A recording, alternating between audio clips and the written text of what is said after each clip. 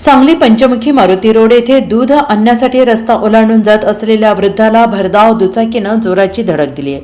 या अपघातात वृद्ध गंभीर जखमी झाले आहेत आणि सदरचा अपघात हा रविवार दिनांक 22 डिसेंबर रोजी सायंकाळी 8 वाजण्याच्या सुमारास झाला आहे आणि या प्रकरणी जखमी चंद्रकांत नारायण पंडित वय वर्ष 70 राहणार गिरिजा अपार्टमेंट खनभाग यांनी सांगली शहर पोलीस ठाण्यात फिर्याद दिली। त्यांच्या फिर्यादीवरून पोलिसांनी दुचाकीस्वार अरबाज मोहम्मद बागवान राहणार पाकिजा मस्जिद जवळ यांच्या विरोधात गुन्हा दाखल केला आहे आणि याबाबत अधिक माहिती अशी की जखमी चंद्रकांत पंडित हे आपल्या कुटुंबियांसह शहरातील खणबाग परिसरात राहतात। रविवारी सायंकाळी 8 वाजण्याच्या सुमारास दूध आणण्यासाठी ते घरातून निघाले होते आणि यावेळी रस्ता ओलांडत असताना संशयित अरबाज बागवान हा त्याच्या ताब्यातील मोटरसायकल क्रमांक MH10AZ 2511 ही भरधाव वेगात घेऊन आला आणि त्या मोटरसायकलने पंडित यांना जोराची धडक दिली।